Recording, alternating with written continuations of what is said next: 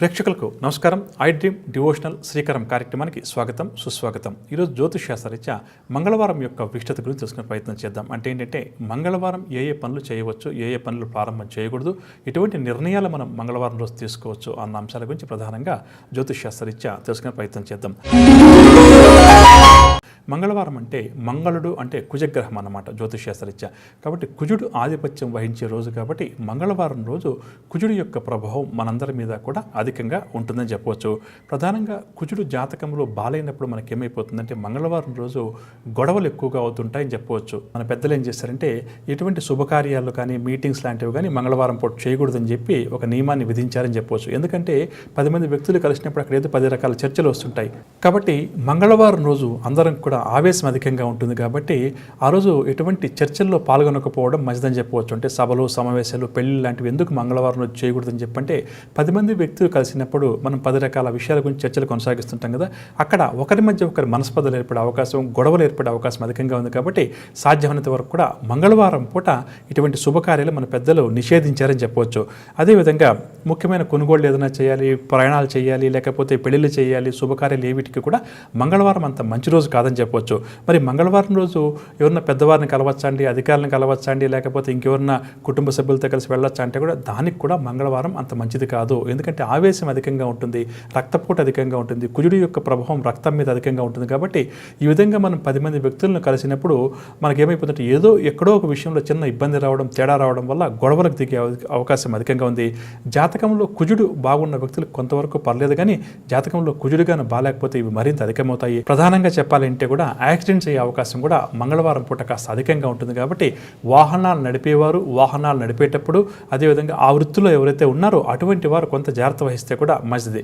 మనం కూడా ఏంటంటే సొంత వాహనాల మీద వెళ్ళేటప్పుడు కూడా మంగళవారం రోజు కొంతవరకు యాక్సిడెంట్స్ బారిన పడే అవకాశం కాస్త అధికంగా ఉంటుంది. కాబట్టి అంటే మిగిలిన రోజులతో పోలిస్తే మంగళవారం అధికంగా ఉంటుంది. మరి వెళ్ళకుండా ఇంట్లో కూర్చోలేం కాబట్టి సాధ్యమైనంత వరకు కూడా మనం ప్రధానంగా డ్రైవింగ్ చేసేటప్పుడు కూడా కొంత ఓర్పుగా, నేర్పుగా వెళ్ళడం, ముందుకు దూకుడుగా వెళ్ళే ప్రయత్నం చేయకుండా సంయమాన్ని పాటించడం చాలా మంచిదని చెప్పవచ్చు.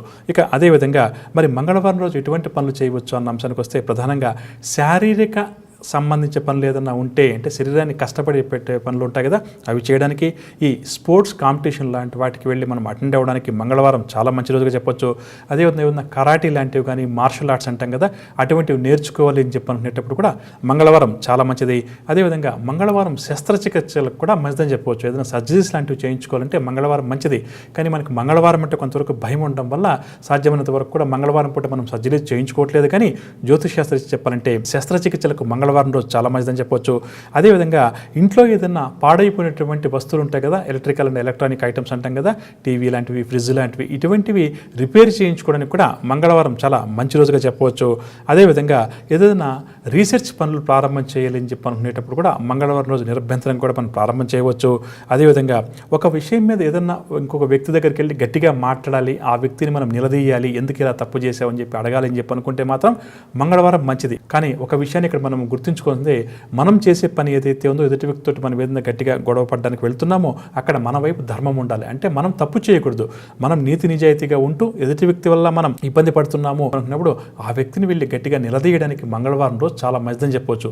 ఇదేంటి మంగళవారం ఇందాక చెప్పారు కదంటే గొడవలు అవుతుంది కదా, మరి ఇది ఎలా అనుకున్నప్పుడు ధర్మం మన పక్షాన ఉంది కాబట్టి, నీతి నిజాయితీతో మనం ముందుకు వెళ్తున్నాం కాబట్టి భగవంతుడి యొక్క అనుగ్రహం, అదేవిధంగా జ్యోతిష్ శాస్త్రరీత్యా కుజుడి యొక్క అనుగ్రహం మనకు కలుగుతుంది, ఆశీస్సులు లభిస్తాయని చెప్పొచ్చు. అలా కాకుండా మనము కొన్ని సందర్భాల్లో తప్పులు చేసి, పొరపాట్లు చేసి ఎదుటి వ్యక్తులు నిందిస్తుంటాం, ఎదుటి వ్యక్తులతో గొడవపడే పనులు చేస్తుంటాం. అది ఎప్పుడు ఎవరు ఏ రోజు కూడా చేయకూడదు. కానీ ప్రధానంగా అటువంటి వ్యక్తులు మంగళవారం రోజు మాత్రం ముందుకు వెళ్తే వారికి ఇబ్బంది తప్పు, శిక్ష పడేటువంటి అవకాశం కూడా అధికంగా ఉంది. అంటే వీరు చేసినటువంటి తప్పు ఏదైతే దొరికిపోతారని చెప్పవచ్చు.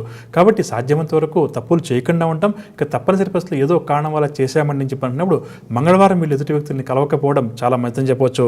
ఇక అదేవిధంగా ఇందాక చెప్పినగా మంగళవారం రోజు నీతి నిజాయితీగా వ్యవహరించే వారికి మాత్రం తప్పకుండా కూడా విజయాలు చేకూరుతాయి.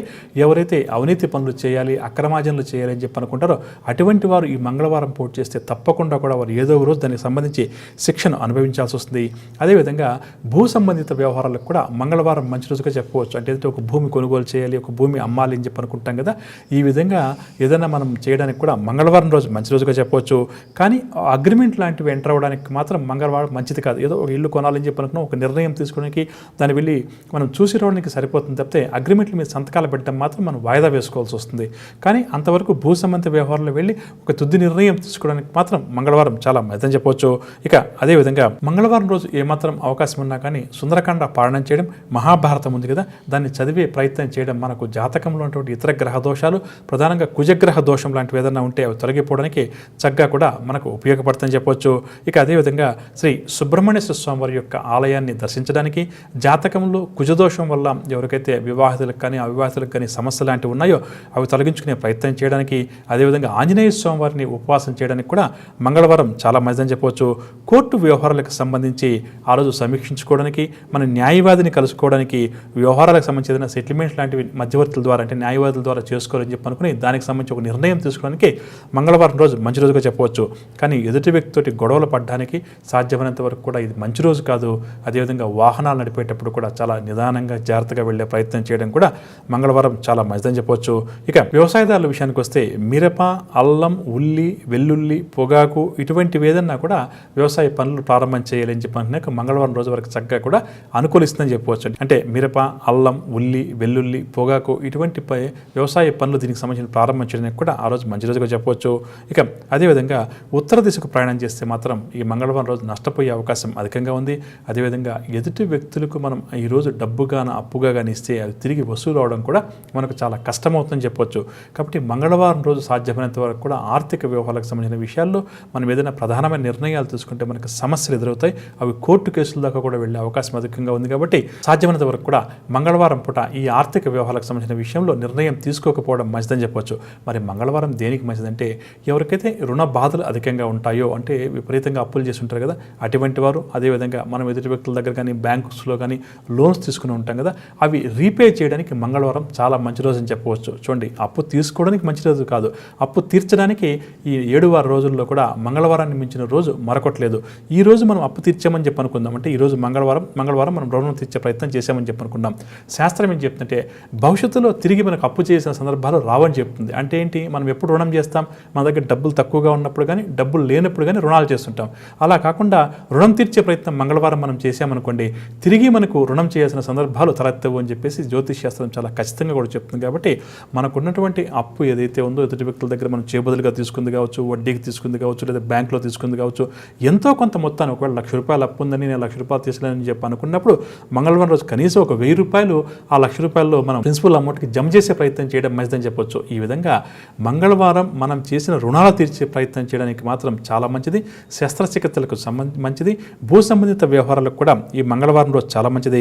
ఉత్తర దిశకు ప్రయాణం చేయడం ఏమాత్రం కూడా మంచిది కాదని చెప్పవచ్చు. అదేవిధంగా వాయువ్య దిశ వైపు కూడా ప్రయాణం చేయడం మనకు మంగళవారం రోజు అంత మంచిది కాదని చెప్పవచ్చు. కాబట్టి మొత్తం మీద చూస్తే మంగళవారం రోజు కేవలం ఒక 2-3 పనులు ప్రారంభం చేయడానికి మాత్రమే మనకు మంచిది. మిగిలిన పనులకు అంత అనుకూలం కాదు. కాబట్టి వీలున్నంత వరకు సాధ్యమైనంత వరకు కూడా మంగళవారం రోజు ముఖ్యమైన నిర్ణయాలు తీసుకోకపోవడం, ముఖ్యమైన పనులు ప్రారంభం చేయకపోవడం మంచిదని చెప్పొచ్చు. ఒకవేళ తప్పనిసరి పరిస్థితుల్లో మంగళవారం రోజు ఒక నిర్ణయం తీసుకోవాల్సి వచ్చింది, ఒక అగ్రిమెంట్ మీద సంతకం చేయాల్సి వచ్చింది అంటే మనకు అక్కడ వేరే ఆప్షన్ లేదని చెప్పి అనుకుందాం. అదే రోజు ఉద్యోగంలో చేరాల్సి వచ్చింది అనుకున్నప్పుడు ఆ రోజు ఏంటంటే సుందరకాండ పారాయణాన్ని ప్రారంభం చేసి ఒక వారం రోజుల్లో సుందరకాండ పారాయణాన్ని పూర్తి చేయడం కానీ, లేకపోతే ప్రతి నిత్యం కూడా సుందరకాండాన్ని కానీ, లేకపోతే మహాభారతాన్ని కానీ చదివే ప్రయత్నం చేయడం వల్ల, అదేవిధంగా సుబ్రహ్మణ్య స్వామి వారిని మరియు ఆంజనేయ స్వామి వారిని ఆ రోజు ఆరాధించి అభిషేకాది కార్యక్రమాలు లాంటివి నిర్వహించి ఆ తర్వాత నిర్ణయం తీసుకోవడం వల్ల ఈ మంగళవారం చేసే పనులు ఏవైతే తప్పనిసరి పరిస్థితుల్లో చేశామో అందులో ఎదురయ్యే అపజయాల నుంచి బయటపడడానికి ఈ పరిహారం కూడా చక్కగా సరిపోతుందని చెప్పవచ్చు. ఇక రేపటి కార్యక్రమంలో బుధవారం రోజు యొక్క విశిష్టత గురించి, బుధవారం రోజు ఎటువంటి పనులు మనం ప్రారంభించవచ్చు, ఎటువంటి పనులు ప్రారంభం చేయకూడదు అన్న అంశాల గురించి తెలుసుకునే ప్రయత్నం చేద్దాం. అంతవరకు సెలవు. నమస్కారం.